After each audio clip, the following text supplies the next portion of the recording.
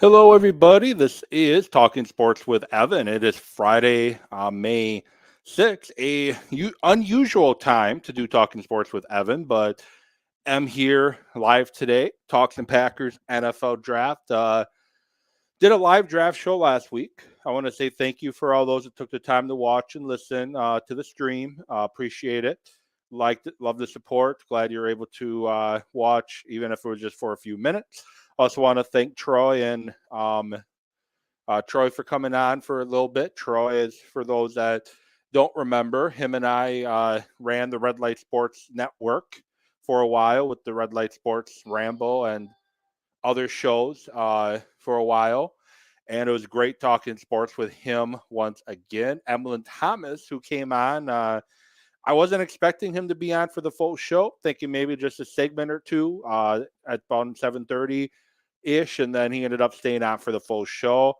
Big thank you to him. Added a lot to the show. It was fun discussing football with him, going through the draft, pick by pick. And again, appreciate all the positive feedback that I had gotten from people that enjoyed it.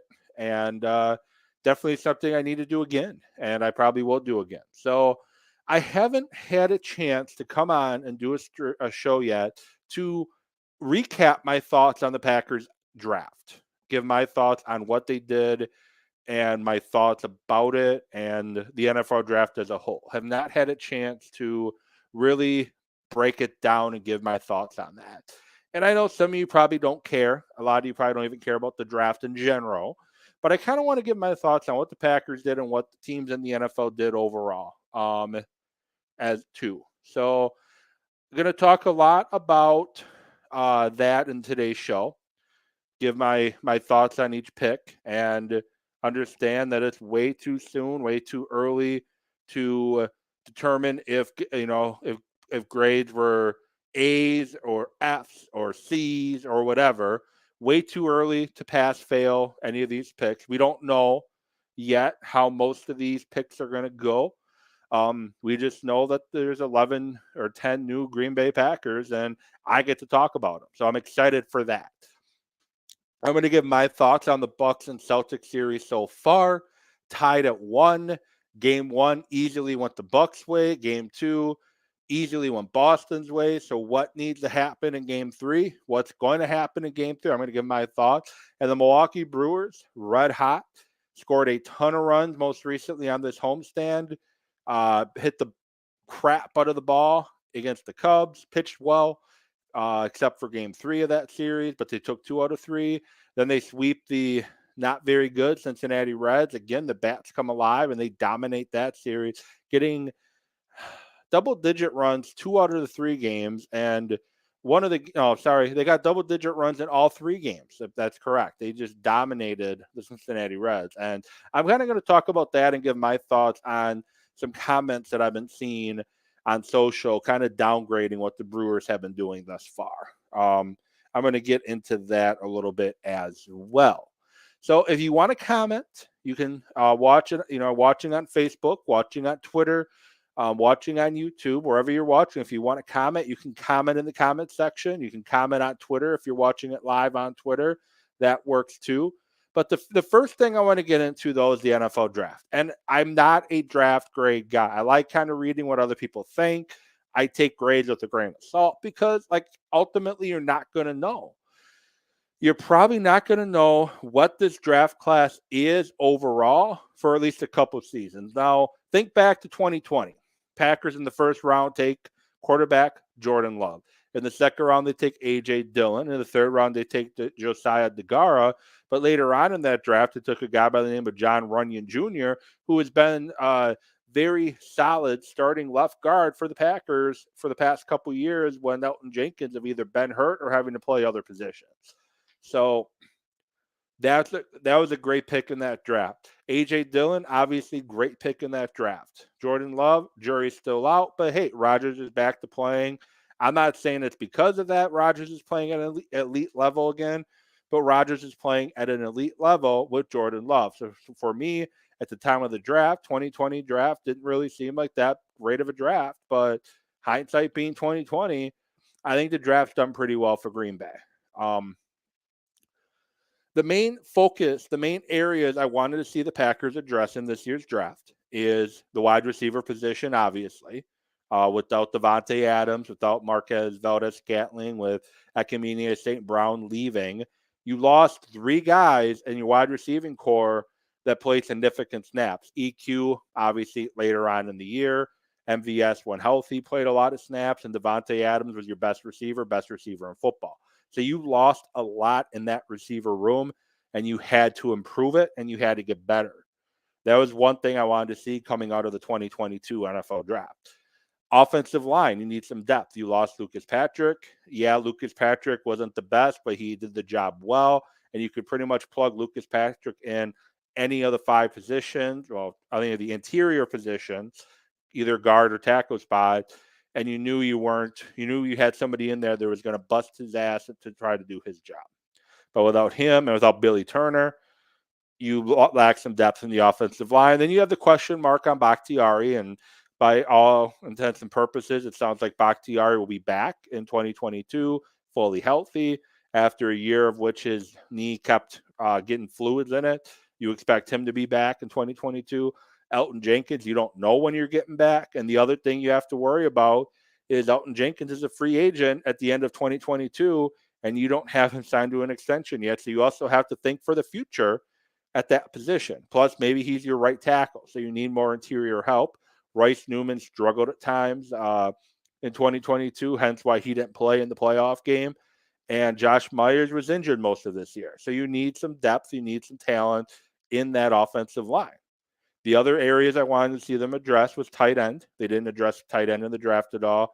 They feel pretty confident in their tight end room, even with Robert Tonyan missing probably a few weeks of the season with his ACL injury, but they feel high in Daphne, in Lewis, in Davis, and in DeGara. I got to trust the Packers front office and coaching staff with that. I wanted to see them address the defensive line because, yes, you have Kenny Clark, one of the top interior defensive linemen in the NFL. They did sign a free agent this year as well, and you drafted Slayton last year. But all due respect to Dean Lowry, he's just a guy. He's a guy that is a solid rotational piece. You know he's going to give his all when he's out there, but he's limited, and he is your definition of just a guy. So bringing new competition in at defensive line to get better up front was going to be huge with this team. They did that. I wanted to see them address the defensive backfield a little bit. Unfortunately, they didn't do that because, you have Alexander, a free agent right now at the end of the year, playing on his fifth-year option. Savage is going to be playing on his fifth-year option. Amos is a free agent. So you could definitely add some depth to that defensive backfield. Plus, you lost Chandler Sullivan as well, your slot guy. But they didn't address it there. But overall, I like what the Packers did. I think they addressed a lot of areas. I think they really helped shore up their 2022 team. So in the first round, Quay Walker, middle linebacker. And one of the things I like, too, about this draft is Brian Gutekunst, although he stuck to his high athletic profile when he drafts guys, he went out of the norm, especially for his first two picks. Quay Walker, middle linebacker. Packers haven't taken a true middle linebacker since Nick Barnett. I know AJ Hawk was a fifth pick in the draft, but he was drafted as an outside player outside linebacker who later converted to inside. But Nick Barnett was really the last middle linebacker the Packers took in the first round. I believe it was 28th in like 98, 99, somewhere in there. But that it's been a long time since they took a middle linebacker in the first round. I don't think, and they haven't since that pick, and they didn't before Nick Barnett, really. But Quay Walker gives them size and speed. You saw how much the defense transitioned with Devondre Campbell. Now you have a guy who's built similar to Devondre Campbell, who can run sideline to sideline. All the stuff I've read about him and seen about him in college, he's a sure tackler. You're not losing anything with him in space trying to get tackles, and he's big enough and long enough that he can cover guys. How quickly he transitions to the NFL, I don't know. But if he's able to transition quickly, and Joe Barry as we saw in his first year in Green Bay, does a really good job with the linebackers.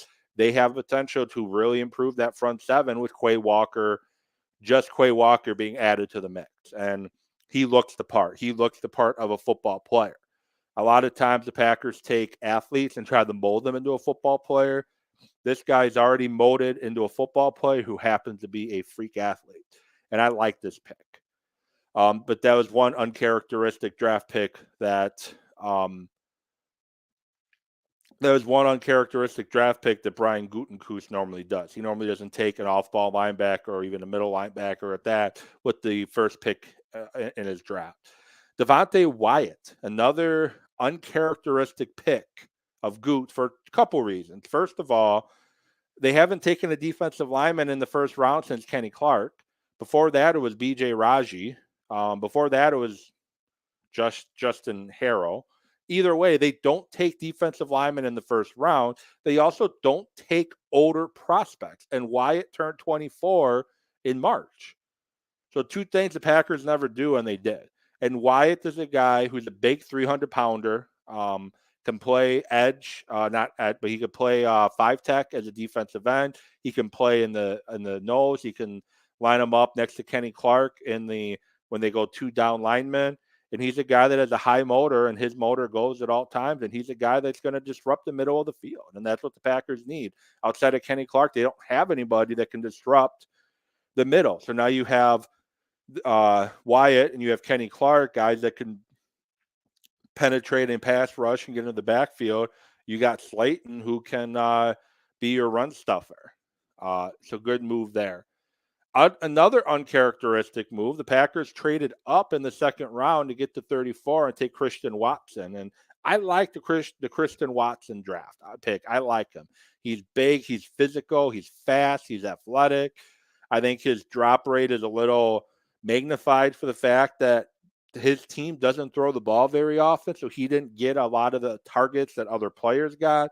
So if he did have a drop, it magnified it that much more. I think that's something that they can work on. I think that's something that they could work with him on and try to help. I don't think it's a lack of effort for his drops. Watching him on film, watching him catch balls at the combine on his pro day, he seems pretty good at actually catching the ball with his hands, not letting it get into his body, which is a big thing. And he's got big catch radius.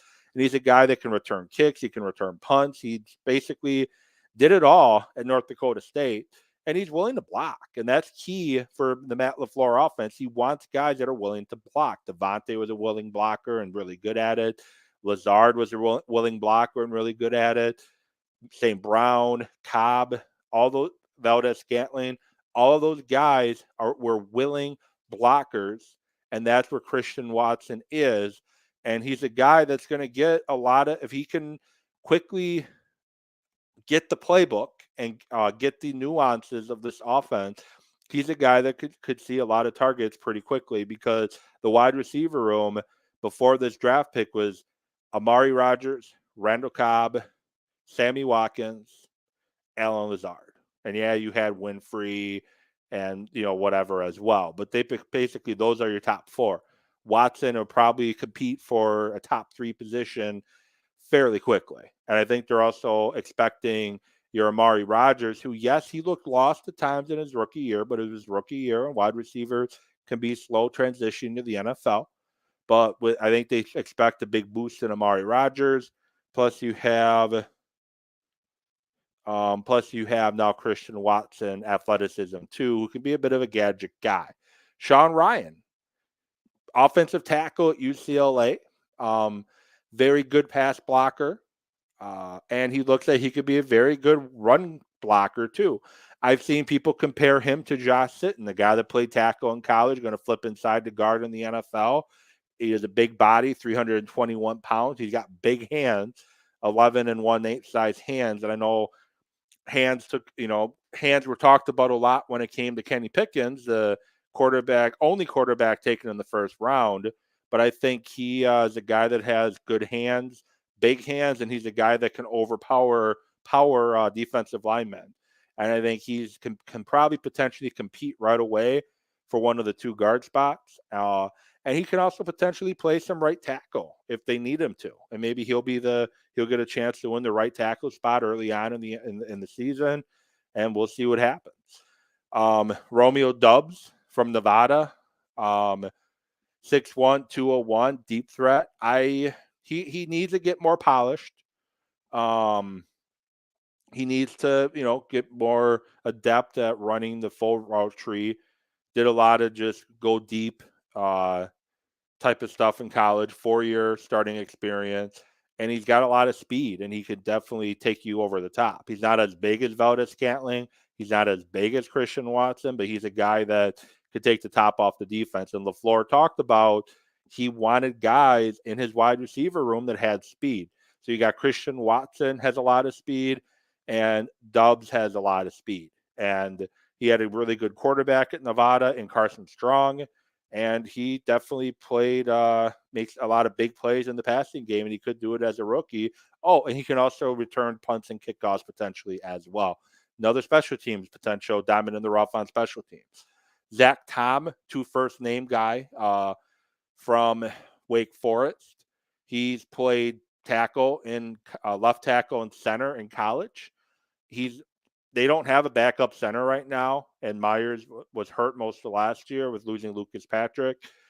So he's a guy that could potentially compete with Josh Myers for that center spot. I think he's that good, and he's another guy that could potentially play right tackle as well if they need it. And he's a guy that can start. He's a guy that can play right now on this offensive line. Well, he probably not, but he was a great pass blocker in college, and he could be a pretty good run blocker in the Packer outside zone running scheme.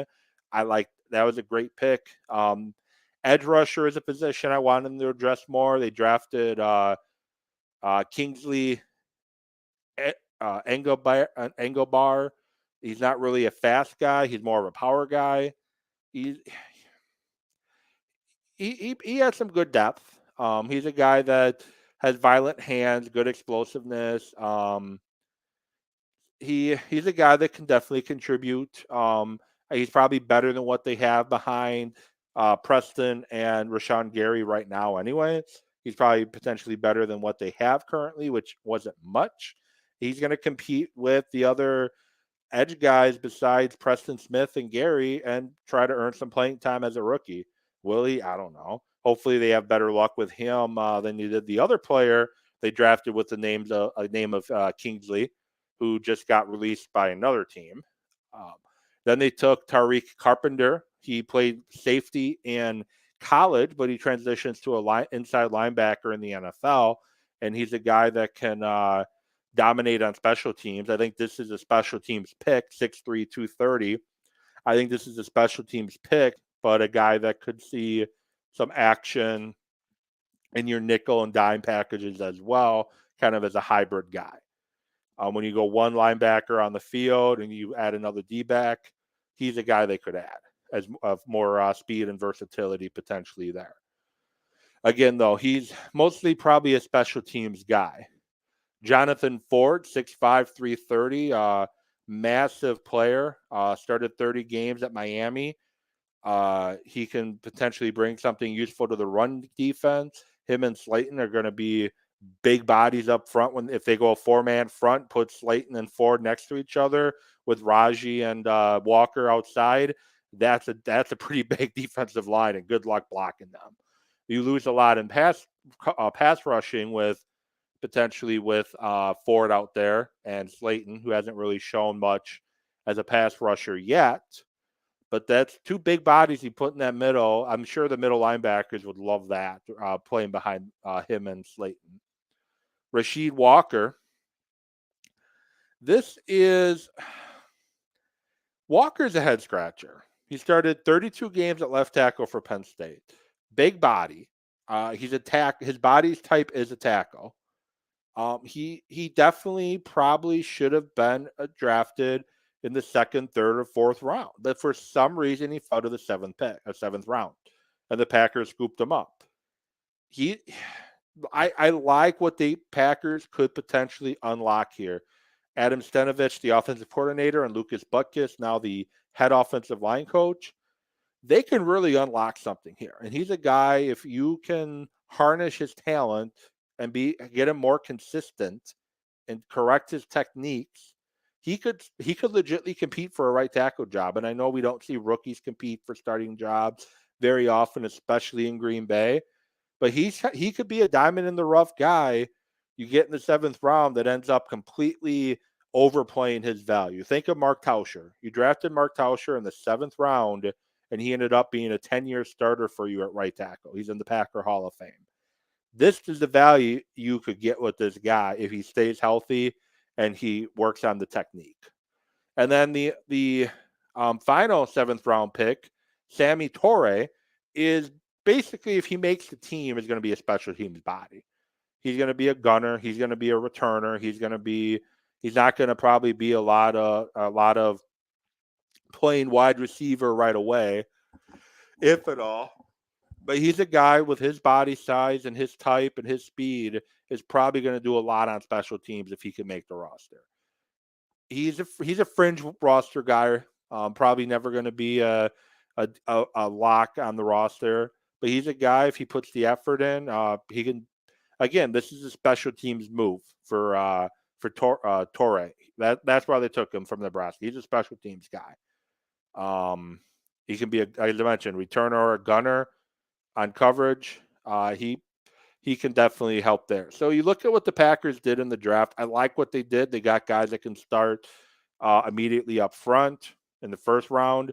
Wide receiver that could be a superstar if he develops properly in Watson. I like his attitude. His dad's a former Packer, to be honest. I like the offensive line duo they took in round 3 and 4, and Ryan and Tom, potential starters there in a couple years.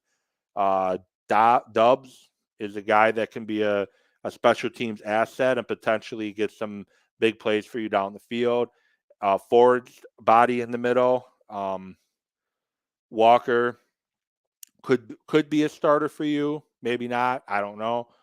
Torre, Carpenter, Kingsley, more special teams guy, and Kingsley's one that could potentially get a lot of reps early on with the as a 3rd or 4th edge guy outside of Smith and Gary. So that's kind of my thoughts on the Packers 2022 NFL draft class. I'm not a big grade guy. I'm not going to give them an A or a C or whatever. A lot of mixed reviews along a lot of people in regards to their grades. Some people loved it. Some people hated it. There's some people in between. But that's the fun with the NFL draft. We're not going to truly know until the pads come on and we see these guys on the field. I do, based on some Twitter reactions and Facebook reactions, I dread being on social media when Christian Watson has his first drop. And I've seen a lot of people too in the locally and nationally criticize why the Packers did not take a wide receiver in the 1st round, crying about that. Once again, they failed to take a receiver in the 1st round for Aaron Rodgers. Christian Watson at 34 is practically a 1st round pick. They tried trading back into the 1st round in order to get Christian Watson. The Vikings wouldn't do it for the 1st round pick because, 1, they wanted their guy at that pick, and 2, they didn't want to give the Packers a chance for that fifth year option with him. So that's probably why. But Christian Watson, you don't get a lot of value taking him at 22. You get somewhat better value taking him at 28. 34, great value for him. Yeah, you maybe didn't have to give away both your 2nd round picks for him, but at the end of the day, you have, in order to get a divisional opponent to trade with you, you have to give them something to make it worth their while. And for the Vikings, they wanted both of the Packers' 2nd round picks. That doesn't bother me. I'm perfectly fine with giving up both their 2nd round picks in order to move up and take Christian Watson. So we'll see how the draft does, how they perform when the pads come on. And just remember, some guys are quicker to transition to the NFL than others. So if some of these guys aren't blowing it up right away, or they just don't seem like a fit, it happens. So don't overreact to any of it. So moving on, the NFL draft as a whole. Jacksonville in the first round, head scratcher. I don't think Walker was the right pick at number one. I think Adrian Hutchinson was the better choice. Instead, he went to Detroit. Great pick there by Detroit. Houston took a risk with Stingley Jr. If healthy, Stingley Jr. could be the top corner in this draft, but that's a big if. Gardner to the Jets. I really like what the Jets did. They got Gardner. They got Garrett Wilson. And then they got Jermaine Johnson. So they got 3 picks in the first round. They got 3 guys that could potentially, they got 3 guys that could potentially start right away. I like what the Jets did a lot in the first round. The Giants with Thibodeau and Neal improving the depth up front. Another great idea. Ikanu to the Panthers. Panthers didn't reach at a quarterback. Great. They could have took a quarterback there at 6 and one that made a lot of people question their draft, and they didn't. They took a lineman. Drake London, good pick for Atlanta. Charles Cross, good pick for Seattle. Mentioned Garrett Wilson already. The Saints trading up for Chris Olave. I think they gave up a lot to get Olave. I don't know if I would have quite gave up that much, but they gave up a lot to get Olave, and then the Detroit Lions followed suit, gave up a lot with the Vikings to get Jamison Williams, who's probably not going to play much his first year. Jordan Davis to the Eagles. Eagles need to start planning ahead with Fletcher Cox getting up there in 8. I think Kyle Hamilton was a great choice by Baltimore. Kenny Green by the Texans. Whatever. You have a lot of problems in Houston. You have a lot of holes and a lot of things you have to fix. And Kenny Green's not a sexy pick. Would I have gone Kenyon Green? Probably not. But he's not a sexy pick. But okay, I get it. Johan Dotson at 16 to me was a big head scratcher. I don't think Dotson was a first round pick. I know the Packers apparently were high on him, but I just don't think he was a first round pick. And I think Washington gave up a lot of value by taking him there. I get they traded back from 11, so maybe that's what they were thinking. They like Dotson better, and they don't want to take him at 11, so they move back. Again, not a good pick in my opinion. Zion Johnson to the Chargers. You needed a right tackle that could come in and play, and most of the tackles are gone. Trevor Penning, who was drafted 19, 2 spots later. Maybe he could have been that guy at right tackle, but I can't fault them for taking an interior lineman to try to help Herbert. Not really the position I would have went, but I'm not the general manager of the Chargers, nor do I pretend to be, nor do I pretend that I know better than anybody else. Treylon Burks to Tennessee. So the Eagles traded up.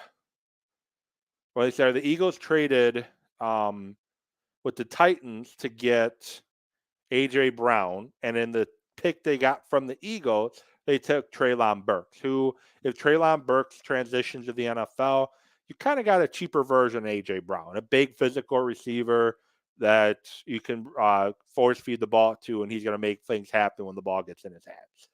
Trevor Penning, 19, like I mentioned, good value there. They have holes on the offensive line. He could probably play right tackle, and they kick Rhymecheck over the left, or maybe he's your left tackle. Kenny Pickett, Steelers need a quarterback. Not sure why you took him.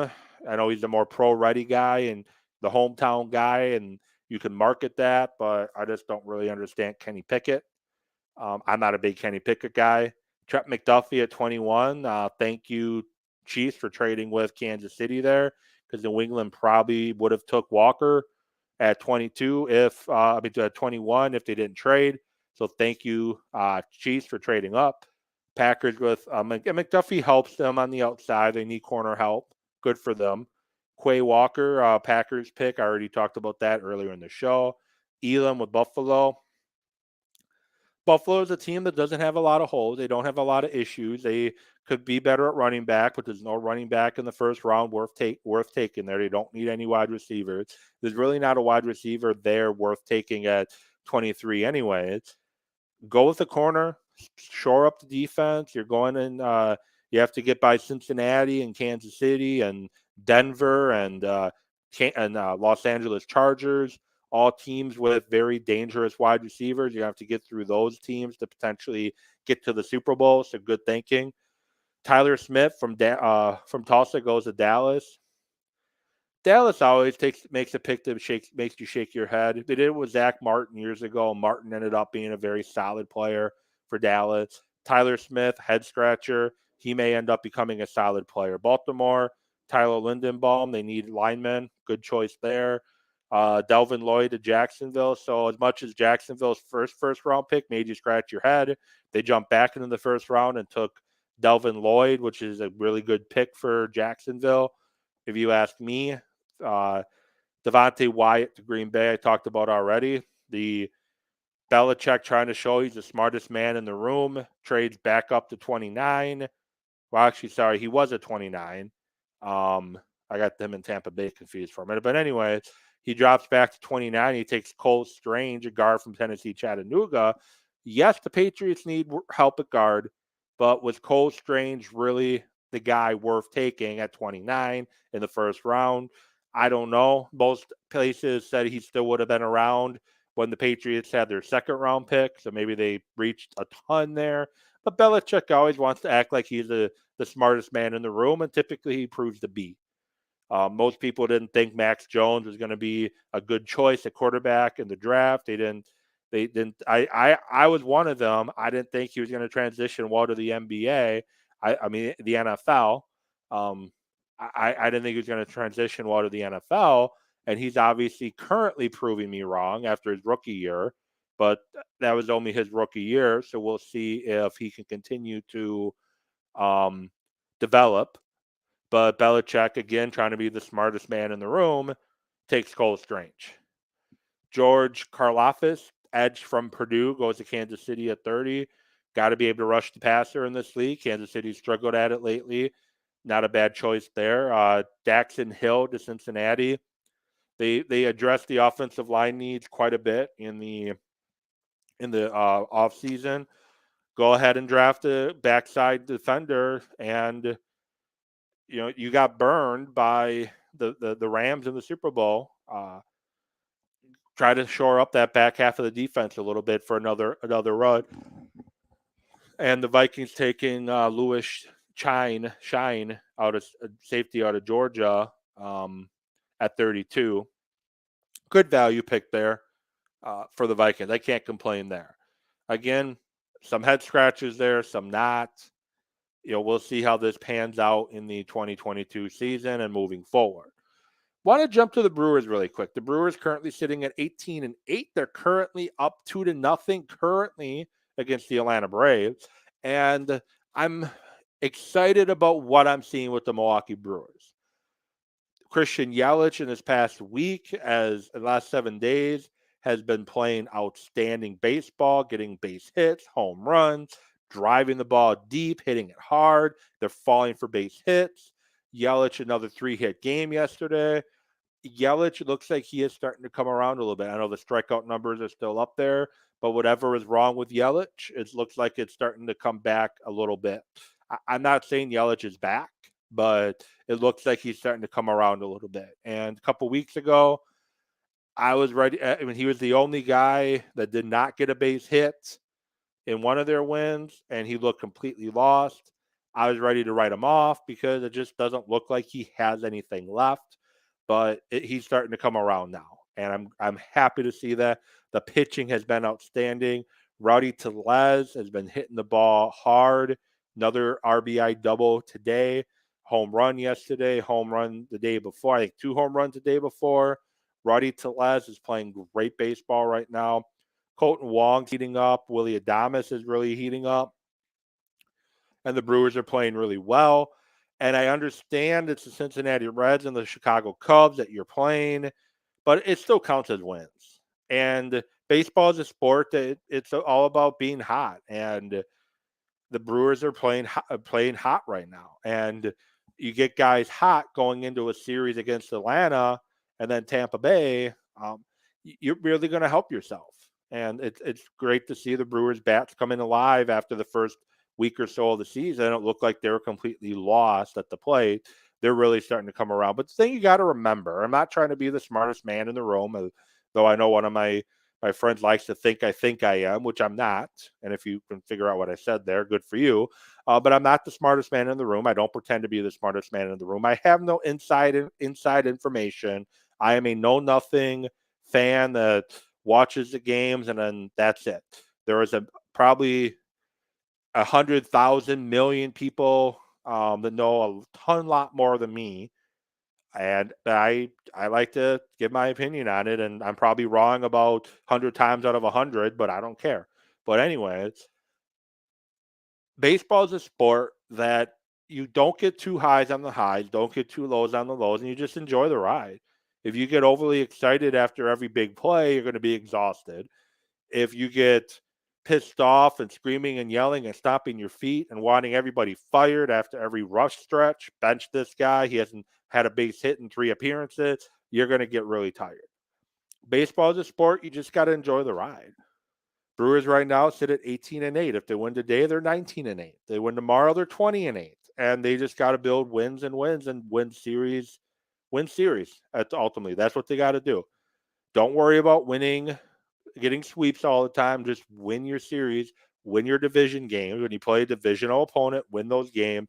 When you play a team like the Braves, let's win those games. And if you do, great. But I'm not going to get overly excited or down if things are going well or not going well. I'm just going to enjoy the ride. And I'm happy right now with what I'm seeing with Milwaukee. And I hope it's something that continues to happen as we move forward. Today you have Colton Wong, Andrew McCutchen, and Roddy Tellez, all with base hits. Brewers with 3 hits currently. Second inning just ended with the Braves with none. And the Brewers are playing like a team that is, like I expected them to be, a really good baseball team. And the Braves are already on their second pitcher of the game already after the starter Chavez gave up 2 runs in the first. So happy with the Brewers. Be happy with the Brewers beating the Reds and the Cubs and the Pirates doesn't mean any less than beating the good teams, because all the wins in baseball count the same. It'll be nice to see the Brewers win against the competitive teams and potentially beat the defending World Series champions. But the Brewers don't control their schedule. All they can do is play the games that are on their schedule. And the last thing, because I got to get going, I have a call I got to take, is the Milwaukee Bucks. I tweeted out Saturday, I think it was Saturday. Yeah, tweeted out Saturday about 24 hours before the end of game 1 that at this time tomorrow, either the Bucks or the Celtics were going to win. The game will be over. Let's not overreact to anything that happens. And Bucks dominate the Celtics in game 1. Guess what happened? People overreacted and were talking about how Boston was done. Boston was finished. The Bucks were going to win in a sweep. I never said that. I think the Bucks are going to win the series. I thought they were going to win the series when it started. I think they're still going to win the series. I figured it'd be 5 or 6 games. Boston was at least going to get a game or two, but I think the Bucks from top to bottom are the better team, and they got the better player out of both teams. Even without Chris Middleton, the Bucks have the best player in basketball on their team. But then game 2 happened, and I saw a lot of people jumping ship, saying that the Bucks are done, stick a fork in them. No, it's 2 games into the series. The Bucks did exactly what I wanted them to do. I wanted them to take game 1. Because you take game 1, you send the message. They took game 1 from Boston. Boston responded with a solid game 2. I should say a solid first half in game 2. Second half, the Bucks played a lot better. Defensively, they were much better. Boston missed a lot more shots in the second half.